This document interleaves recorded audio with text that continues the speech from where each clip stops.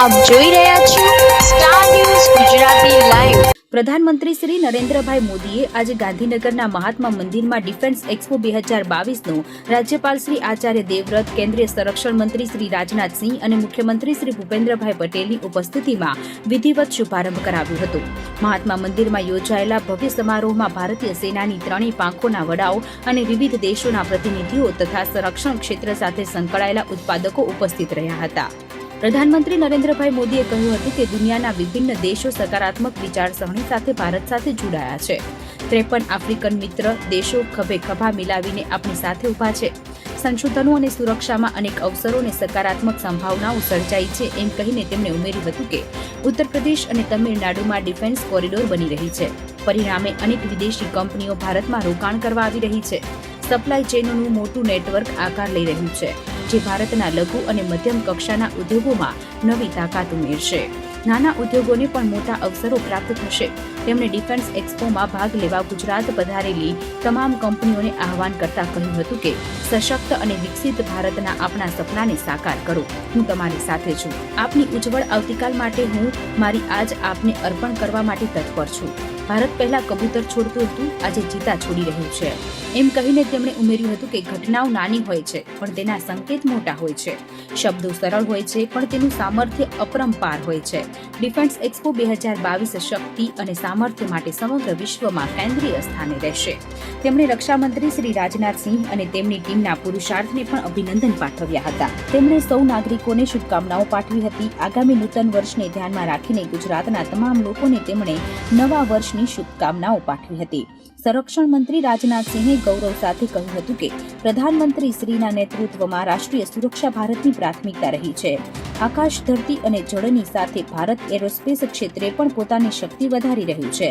Mission defence space અંતર્ગત અવકાશ ક્ષેત્રે ભારત હવે વધુ નવા પડકારો અને તકો સાથે આગળ વધશે।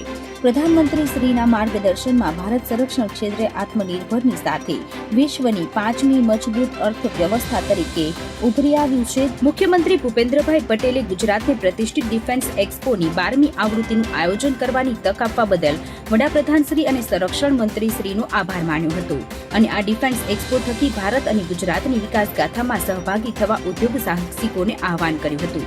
ડિફેન્સ એક્સપો 2022ના શુભારંભ પ્રસંગે વડાપ્રધાન શ્રીના હસ્તે મિશન ડેફ સ્પેસ બનાસકાંઠાના ડીસા ખાતે એરફોર્સના 52મા એરબેઝનું ભૂમિપૂજન સહિત અન્ય પહેલની પણ શરૂઆત કરવામાં આવી હતી। આ પ્રસંગે વિધાનસભાના અધ્યક્ષ ડોક્ટર નીમાબેન આચાર્ય, રાજ્ય મંત્રીમંડળના સભ્યો, chief of defence staff Shri Anil Chauhan, સંરક્ષણ સચિવ Shri doctor Ajay Kumar, air chief marshal Shri Vivekram Chaudhari, chief of naval staff admiral Shri R.H. Kumar, chief of army staff general Shri Manoj Pande, રાજ્યના મુખ્ય સચિવ શ્રી પંકજ કુમાર, સંરક્ષણ મંત્રાલયના અન્ય અધિકારીઓ તથા સેનાની ત્રણેય પાંખના ઉચ્ચ અધિકારીઓ સહિત વિવિધ દેશના ડેલિગેટ્સ પણ ઉપસ્થિત રહ્યા હતા। આ પ્રસંગે વાયુસેનાના અધિકારી મનીષ કુમાર તેમજ ઉત્તરાખંડના મંત્રી ચંદન रामदास પોતાની પ્રતિક્રિયાઓ આપવામાં આવી હતી। हमारे ऑनरेबल प्रधानमंत्री श्री नरेंद्र मोदी जी ने कहा, हम कई सालों पहले तक हम एक बहुत बड़े इंपोर्टर हुआ करते थे, लेकिन हमारे ऑनरेबल प्रधानमंत्री श्री नरेंद्र मोदी जी के नेतृत्व में और हमारे डिफेंस मिनिस्टर श्री राजनाथ सिंह जी के नेतृत्व में इंडिया आज एक ऐसी स्थिति में आ गया है जहां वो बड़े तौर पे एक्सपोर्ट कर रहा है। जैसे उन्होंने बताया पिछले समय में हमारा जो लक्ष्य है एक्सपोर्ट का और अधिक कर दिया गया है।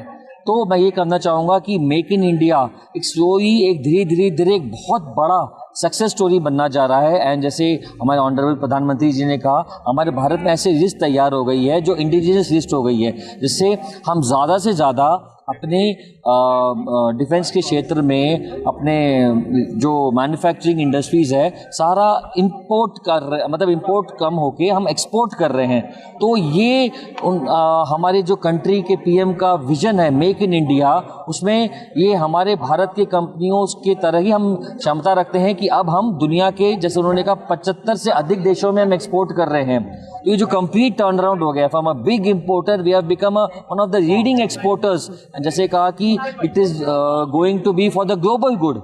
भारत अभी बाकी देशों, भारत की वजह से पूरी ग्लोबल इंडस्ट्री में जैसे उन्होंने कहा कई छोटे छोटे देश हैं जिनके पास उतनी अपॉर्चुनिटीज़ नहीं हैं, तो India is giving a boost to all the small countries, and India is becoming a power to reckon with in the global center stage.